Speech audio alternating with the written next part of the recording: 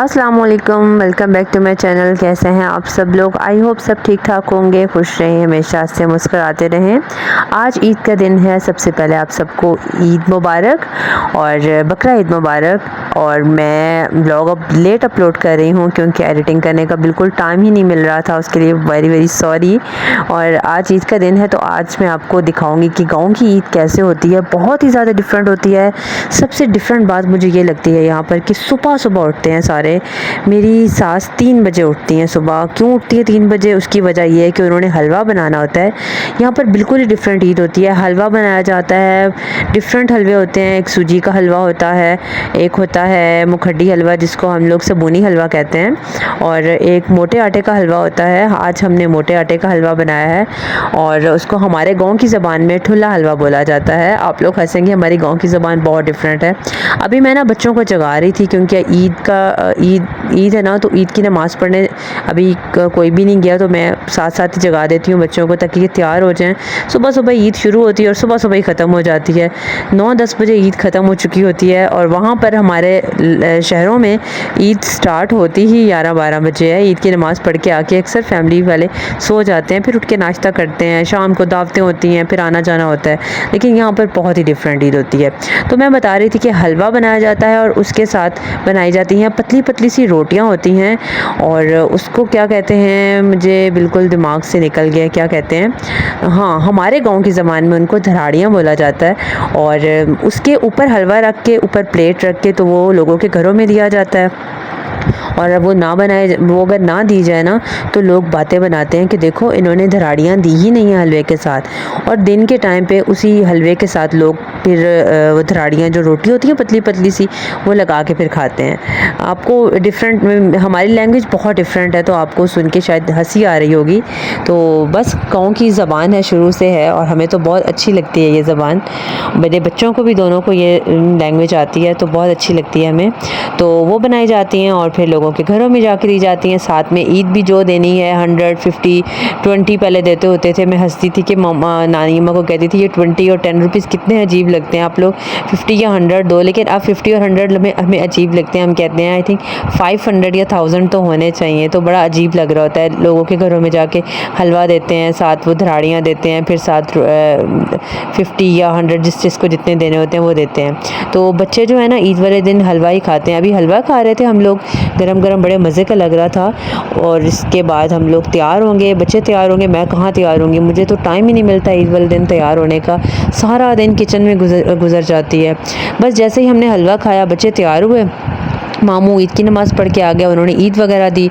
सारे जितने भी हमारे ख़ानदान में है ना फैमिली, ये जो बड़े हैं, जैसे ईद की नमाज़ जो पढ़ने जाते हैं, जैसे अब्बू चाचू हो गए, अंकल मामू, सारे जिनके कज़न्स हैं आगे से, सारे चाचू मामू ही लगते हैं, वो सब ईद की नमाज़ पढ़ के आते हैं सीधा सबके घरों में बारी बारी जाके, अपने रिलेटिव्स के घरों में जाके मिलते हैं, सबको ईद मिलते हैं और फिर ईद भी देते हैं। बच्चों को ईद देते हैं, बड़ों को जिस जिसको देनी हो ईद देते हैं। तो बस मुझे जिसने ईद देनी थी उन्होंने दी, बच्चों को ईद दी, बच्चों को भी मैं तैयार कर रही थी।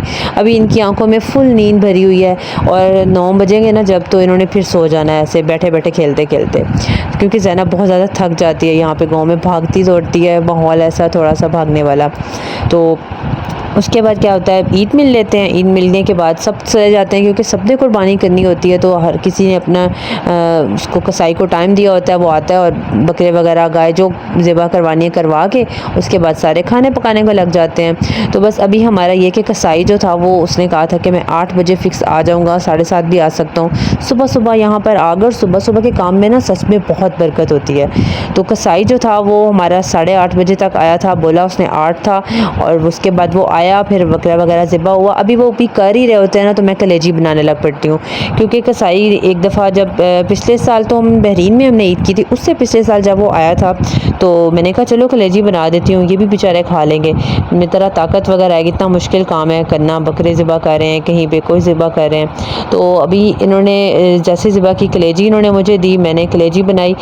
तब जब मैंने कलेजी बनाई थी इन्होंने इतनी मज़े की लगी थी, इन्होंने कहा था कि भाभी आप की कलेजी बड़े आपके हाथ की कलेजी बड़े मज़े की थी। तो इस दफ़ा मेरी सास को उन्होंने कहा था कि हमने ना भाभी के हाथ की कलेजी फिर खानी है। तो फिर मुझे याद था कि इनको अच्छी लगी थी, फिर मैंने ना अभी कलेजी जो है ना वो बनाई है। कलेजी की रेसिपी आपके साथ शेयर नहीं की क्योंकि हर कोई से अपने हर कोई जो है ना अपने तरीके से कलेजी बनाता है।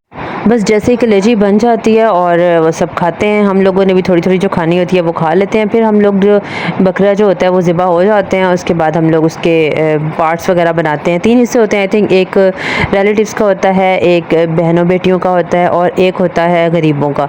तो बस वो बना के फिर रख देते हैं। गरीब इतने ज़्यादा यहाँ पर आते हैं ना, झुग्गी लगाई हुई थी जिन्होंने रास्ते में माँगने वाले, बस वो आते हैं, उनको थोड़ी-थोड़ी देते जाते हैं और 15-20 मिनट के अंदर सारा गोश्त पड़ जाता है। मामी ने जहाँ ममानी ने देना होता है वो जल्दी से घरों में जाके दे आती हैं, और रिलेटिव्स का होता है वो शॉपर में डाल के एक ही शॉपर में बड़ा सा रख देते हैं और मामू गाड़ी निकालते हैं और जल्दी से वो लोगों के घरों में दे आते हैं। क्योंकि अब ना बहुत ज़्यादा गर्मी है तो डर लगता है कि गोश्त जो है वो ख़राब ना हो जाए। फ्रिज में इतनी जगह होती नहीं है, फ्रीज़र में अपना रखना होता है, या फिर अम्मी भी आई होती हैं लाहौर से तो उनके पास भी कोई फ्रिज वगैरह नहीं है तो वो रखवा देती है, इतनी जगह नहीं होती।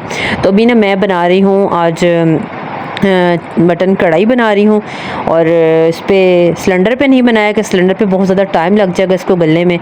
तो लकड़ियाँ जो हैं उन पे मैं बना रही हूँ, और इतनी ज़्यादा हीट आ रही थी मेरे मुंह के ऊपर, मैं कह रही थी मेरे होश उड़ रहे थे और मेरा ना दम घुट रहा था, सांस बंद हो रहा था, क्योंकि आदत भी नहीं है मुझे लकड़ियों पे कुकिंग करने की। लेकिन उस दिन मुझे ख्याल आ गया कि यार मैं लकड़ियों पे कर देती हूँ, एटलीस्ट प्रैक्टिस हो जाएगी, कोई थोड़ी आदत बनेगी। लेकिन मुझसे नहीं हो पाया, मेरी हिम्मत जवाब देगी। मेरे सांस का problem, I think thyroid patient हूँ, इस वजह से सांस का बहुत ज़्यादा मसला है। तो मैंने फिर ये है कि नहीं किया, और फिर जल्दी जो है वो मैंने कुकर लगाया, कुकर में फिर बनाया।